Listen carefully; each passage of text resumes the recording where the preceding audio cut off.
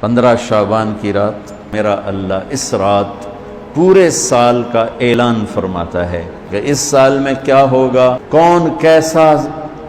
وقت گزارے گا، کب مرے گا، کہ اس میں اللہ کے نبی نے فرمایا کہ اللہ تعالیٰ اپنے بندوں پہ نظر فرماتا ہے۔ اور بنو کلب، یہ ایک قبیلہ تھا کلب، ان کے پاس جانور بہت تھے، جانوروں میں بھیڑیں بہت زیادہ تھیں، تو اللہ کے نبی نے مثالاً فرمایا کہ جتنے بنو کلب کی بھیڑوں کے جسم پر بال ہیں اتنے لوگوں کی اللہ بخشش فرماتا ہے۔ تو آپ فرماتے تھے کہ میں روزہ رکھتا ہوں اس لیے کہ جب میری موت کا اوپر اعلان ہو رہا ہو تو میں روزے کے ساتھ، جب میرا نام زندوں سے کٹ کے اور آگے جانے والوں میں لکھ دیا جائے تو پھر میں روزے کی حالت میں ہوں۔